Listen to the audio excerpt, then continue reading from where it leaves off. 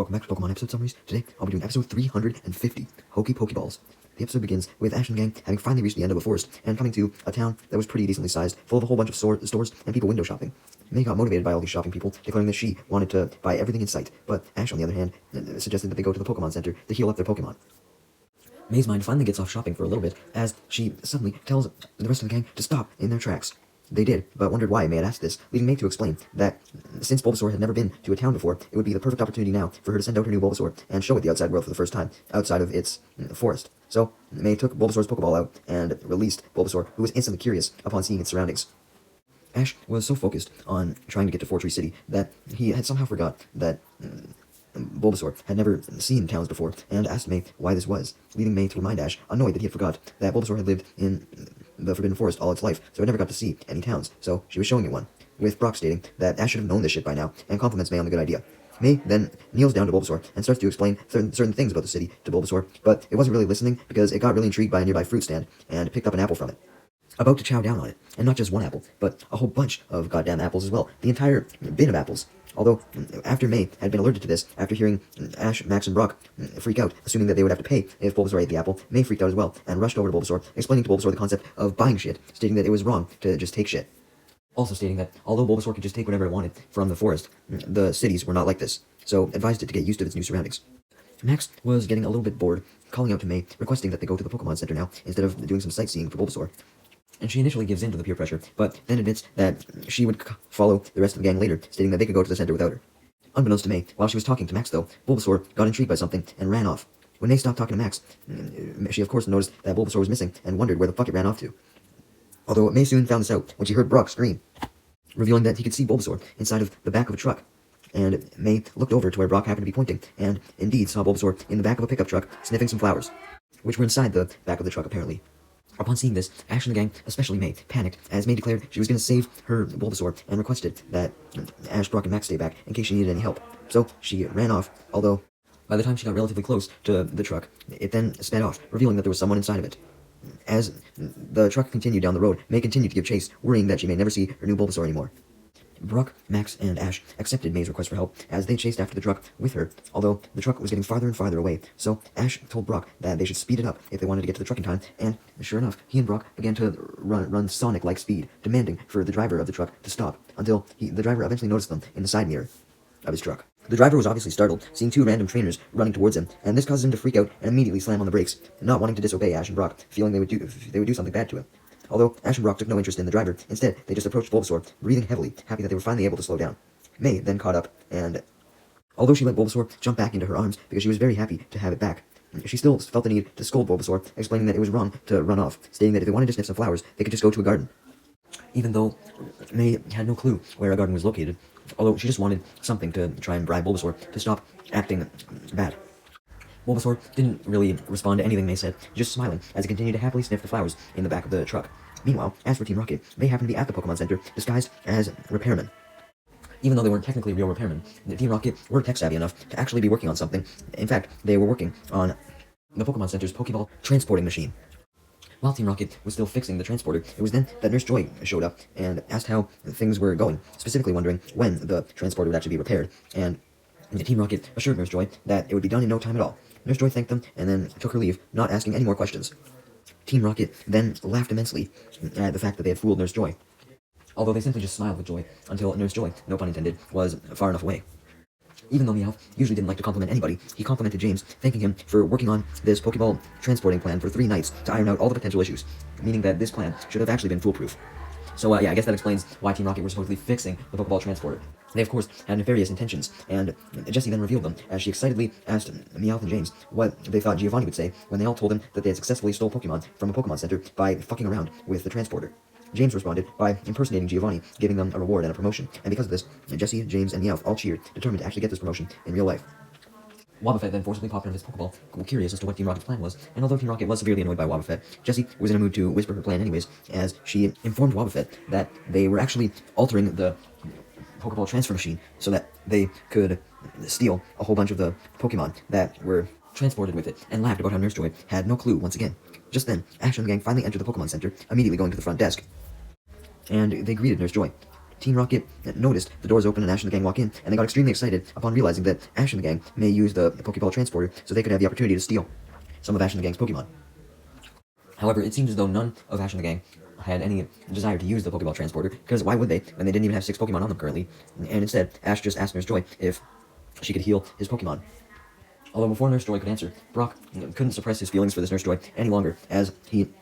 stopped Ash from talking, pushing him out of the way as he started to flirt with Nurse Joy and impress her by talking about his breeding escapades, although Max just gets annoyed with Brock and grabs him by his backpack and his ear with both hands and drags him off.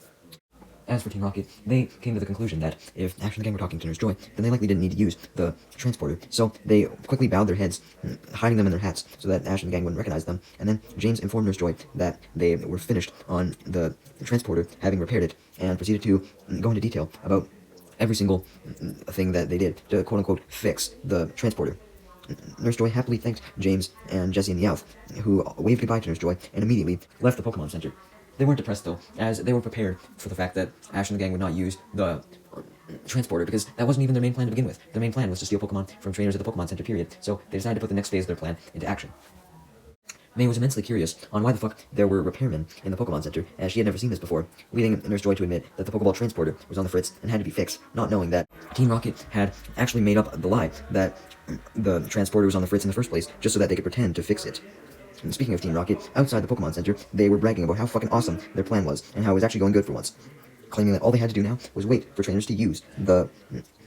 transporter, and that was the next phase of their plan. So that explained why they were so happy to go through with it. Meanwhile, back at the Pokemon Center, inside, Ash had decided to call Professor Oak to inform him of how they were all doing. While Brock did this, May sent out the rest of her Pokemon, aside from her Bulbasaur, and they all enjoyed some food Brock had prepared, along with Pikachu, enjoying his food as well. Brock was even feeding Beautyfly, as the others talked to Oak. During the conversation, Max eventually brought up the fact that May caught a Bulbasaur, and Oak got extremely excited by this, asking if he could see it. So May called Bulbasaur over, and it leaped into her hands, and May then held Bulbasaur up to the screen, introducing it to Professor Oak, who seemed really, really impressed by merely just seeing a Bulbasaur as he greeted it and waved to it, with Bulbasaur waving back. As Oak proceeded to go on and on about how cool and cute May's Bulbasaur was, stating that he was sure that May would continue to do a great job raising it, Ash cut into the conversation, asking how his Bulbasaur was doing, leading Oak to assure Ash that it was doing fine, though insist that he should see for himself, as he then brings Ash's Bulbasaur to the computer screen. Yay, we actually got to see one of Ash's old Pokemon, yay! As Oak happily threw Bulbasaur in the air, making it laugh, Ash's Bulbasaur waved happily to Ash, and Ash commented that Oak sure was doing a good job of taking care of his Bulbasaur, and thanked him. Just then, May's Bulbasaur noticed Ash's, and it seemed to take a liking to it, despite just meeting it.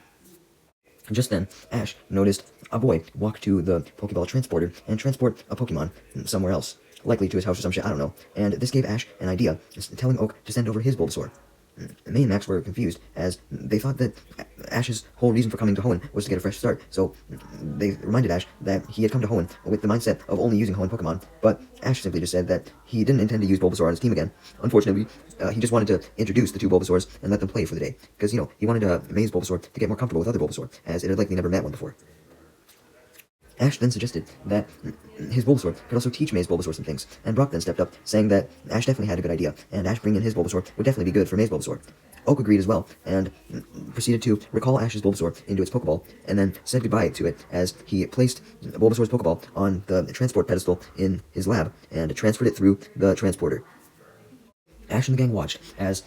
Bulbasaur's Pokeball materialized in front of them on the transporter, and Ash eagerly grabbed it, with May telling Ash to hurry and send out Bulbasaur already. So he begins to toss his Pokeball, unaware of the fact that something should have gone wrong, since, Team Rocket fucked with the transporter and all that. Well, something did actually end up going wrong, despite everything seeming normal at first, as he tried to call Bulbasaur out of his Pokeball, but nothing happened. Ash's Pikachu and May's Skitty then came up to view the situation, as Ash,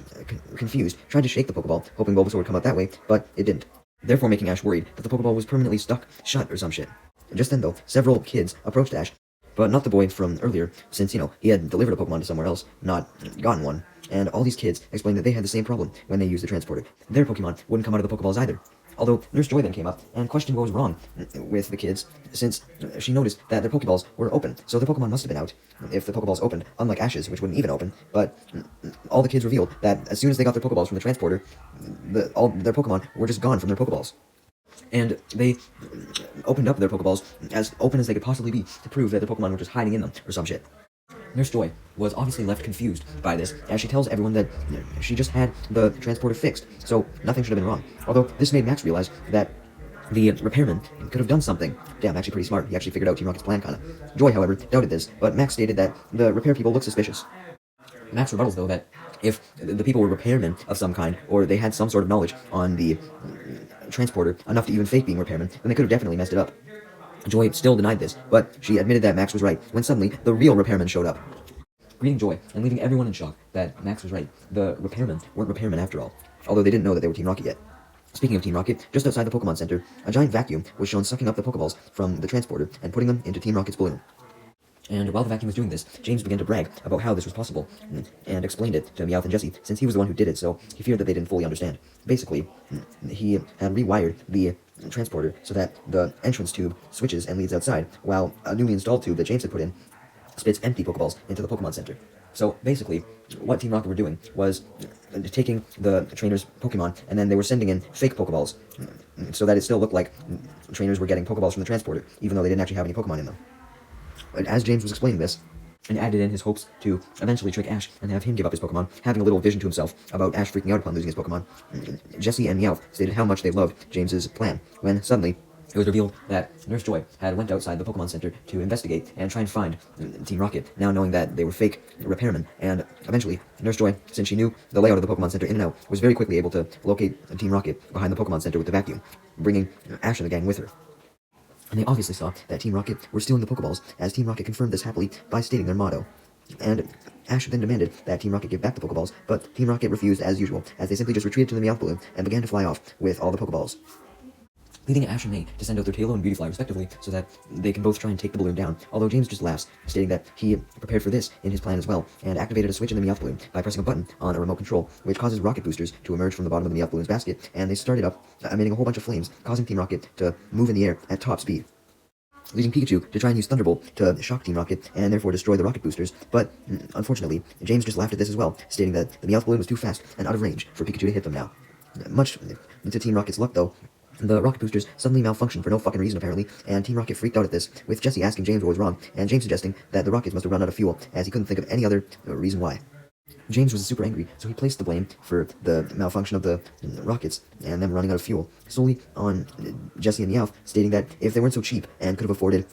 some better fuel, then maybe they wouldn't have run out of fuel so quickly or some shit. But James was then cut off as the Meowth balloon then exploded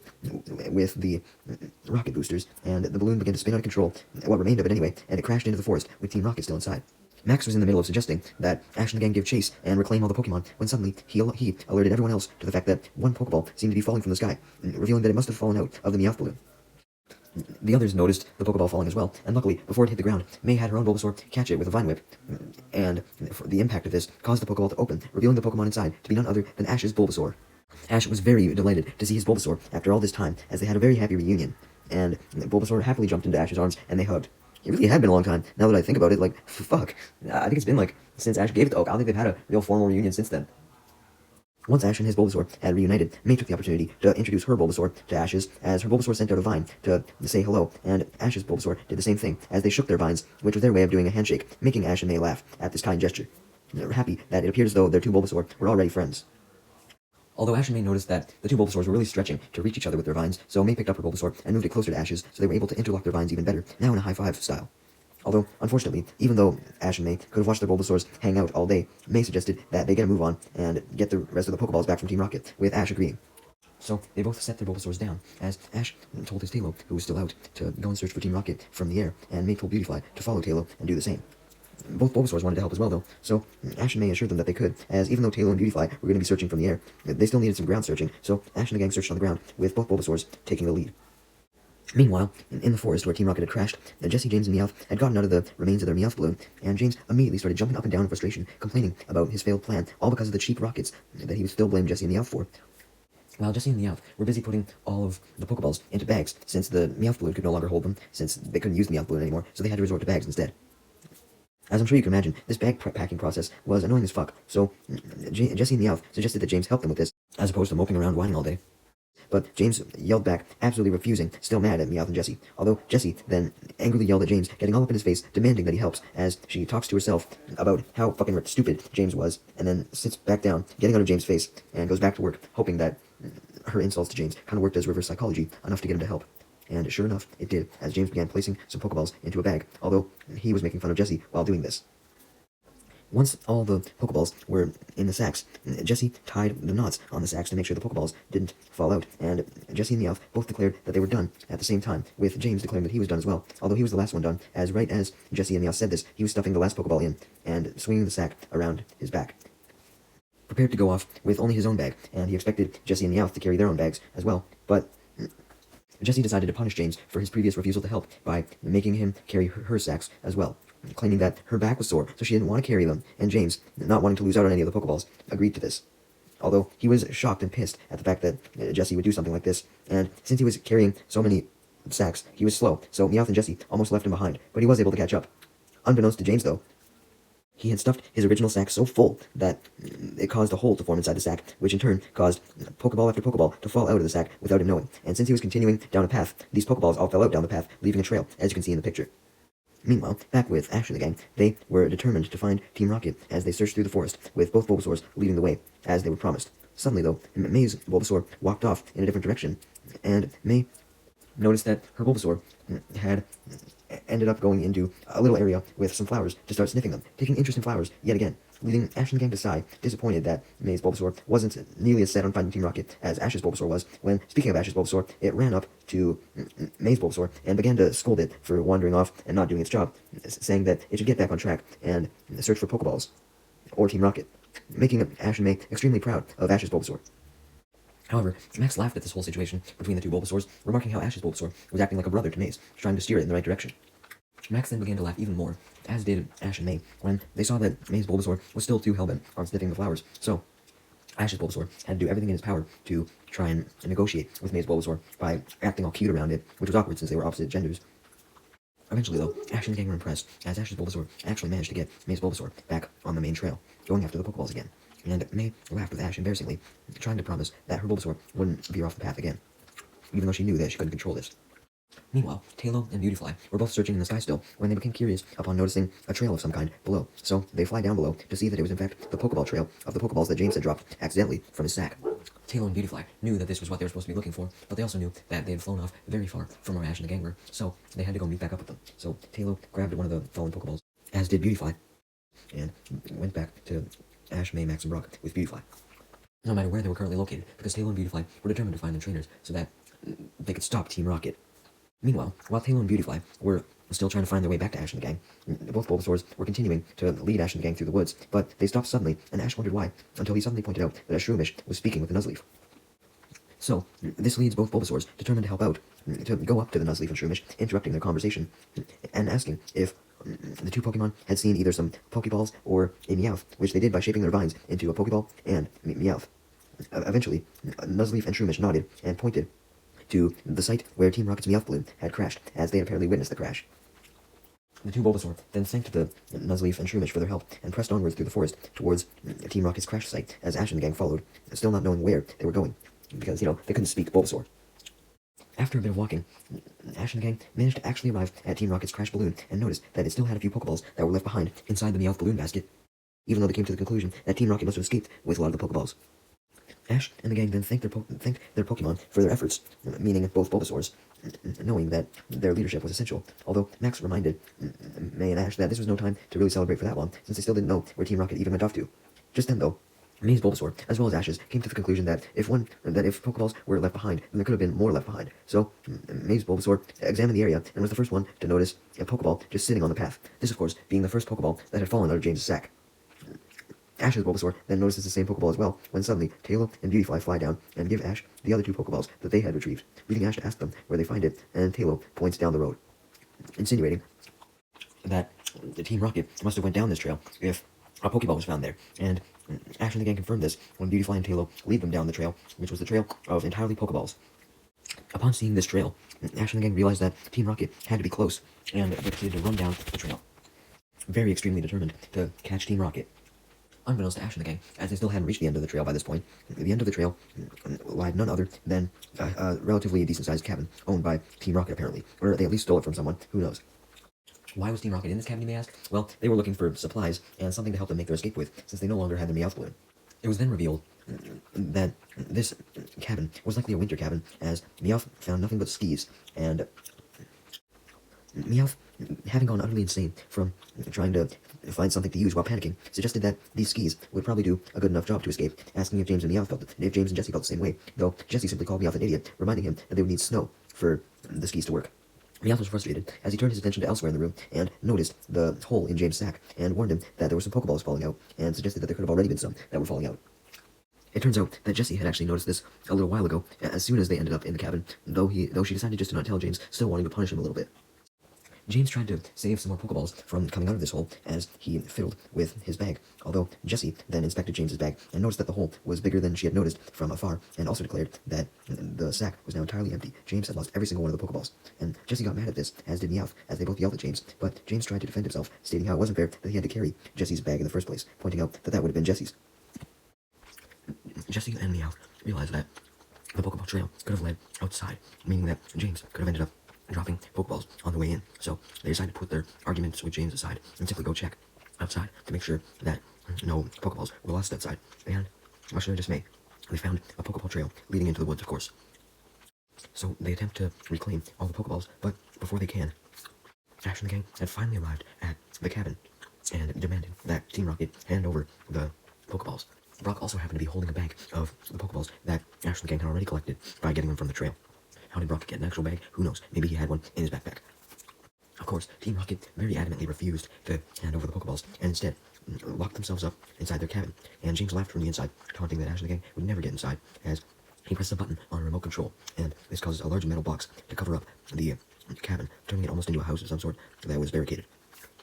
Now inside the cabin, James brags about how fucking awesome his defense mechanism was, but Jessie and Meowth disagreed, reminding him that they were stuck inside the cabin now and could never get outside, causing her and Meowth to sigh, as James annoyedly pouts, mad that Jessie and Meowth couldn't just be happy for him for once. Meanwhile, back outside, Ash panicked as he saw that there was in fact no way to get into the now barricaded cabin, as the barricade was made up of steel walls. However, Ash and May then took note of an open window that hadn't been boarded up yet. However, it was at the very top of the roof. Why was there a window at the top of the roof, you may ask? I don't know. Don't question it. But May and Ash proceeded to come up with a plan upon seeing this window, with Ash suggesting that May, Brock, and Max go onto the roof and manage to go into the cabin and take the Pokeballs, while Pikachu would distract Team Rocket by attacking the front entrance wall. Team Rocket then became aware of the open window as Brock, Max, and May started running towards it, and Jessie was the first one to notice this, scolding James for not coming up with a plan to counter this, and not having the walls cover the roof as well, but James simply replied that they would just have to fight back against Ash and the gang, confident that he could do so, as he picked up a ski, and then Meowth threw a Pokeball. James's plan to fight back was to have Meowth throw a Pokeball, and have him bat the Pokeball with one of the skis, and this would apply so much force that the Pokeball would go out through the open window by the roof, and it would end up attacking Ash, or Max, May, and Brock. So, Meowth threw a Pokeball, and James hit it out the window, and the Pokeball opened up from the impact, releasing a Golbat. Fortunately for Brock, May, and Max, it darted right past them, because by the time the Pokeball had landed on the ground, it was already away from the roof, and Golbat immediately attacked Ash, knocking him back, utilizing a tackle attack. James laughed at the misery Ash was currently experiencing, and told Meowth to throw another Pokeball, and Meowth did this, and when James hit it out the window, the ball opened up to reveal a Primeape, and the Primeape immediately punches Ash straight in the face when it lands next to him, and Ash falls over in pain from this. Ash gets up and tries his best to fight Primeape and Golbat with Pikachu, but it was hard 2-on-1. As for May, Max, and Brock, they had made it to the roof, and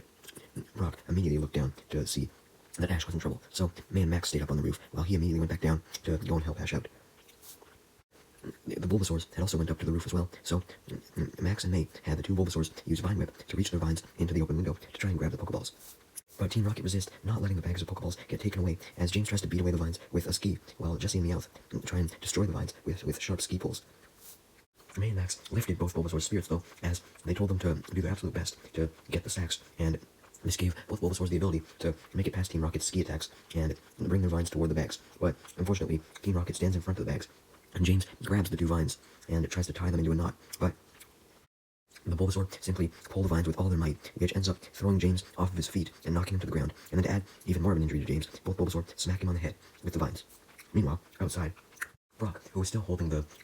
bag of Pokeballs they found on the trail, managed to make it up to Primeape and Golbat, and he recalled Primeape first, followed by Golbat, and quickly stuffed the Pokeballs into the bag, so that they could no longer be of any threat.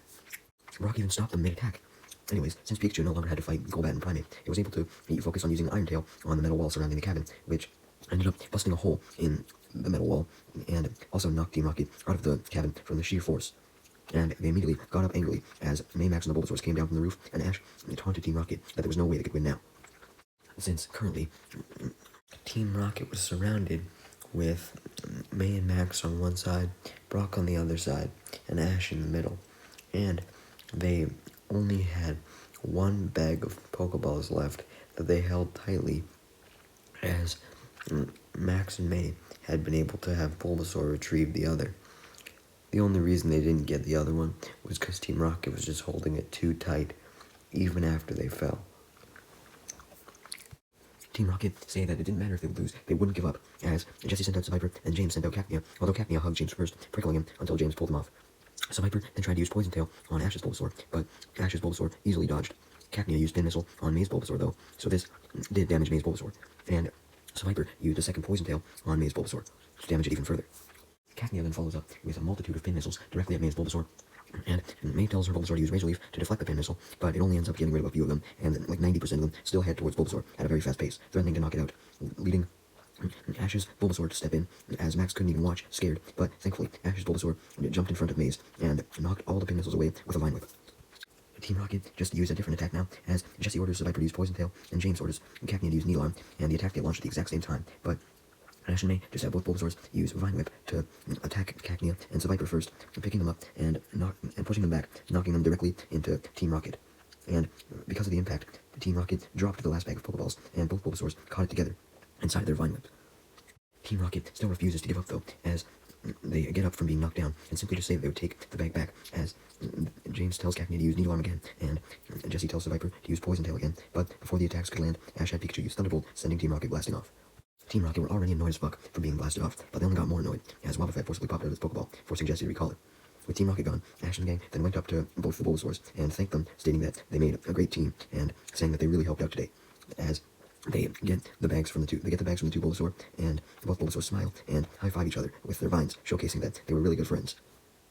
Ash and the gang and the Bulbasaurs then return to the Pokemon Center, and they give back all the stolen Pokeballs to their respective trainers after they managed to find them in the bags, and Nurse Joy and all the trainers thank Ash and the gang for getting back the stolen Pokemon, although Ash and the gang give all the credit to Bulbasaur for helping them out. So Joy decides to thank the Bulbasaur as well, but while she did this, Brock cut in, trying to flirt with Nurse Joy yet again, but Max drags him off by the ear.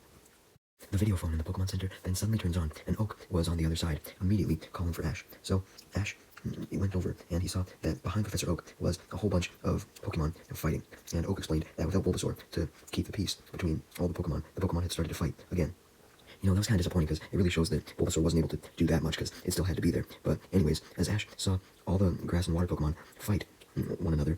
including the Oddish, Gloom, Hoppip, Skiploom, Jumpluff, and Poliwhirl, Ash realizes that he couldn't keep Bulbasaur with him, even if he wanted to, because it had to go back to help out the lab. Although he asked Bulbasaur if it wanted to go back to the lab instead of staying with him, and Bulbasaur nodded, knowing its duty. Although before it went, it pets May's Bulbasaur goodbye, specifically on May's Bulbasaur's head, utilizing its vines. Ash and the gang then say their goodbyes to Bulbasaur, thanking it again, as Ash recalls it into its Pokeball and sends Bulbasaur back on the now fixed transporter, and Oak gets it back at his lab. May then recalls her Bulbasaur, thanking it again for its help, as Ash and the gang say goodbye to Nurse Joy and all the Pokemon trainers before leaving the Pokemon Center and continuing their journey outside of the town to Fortree City.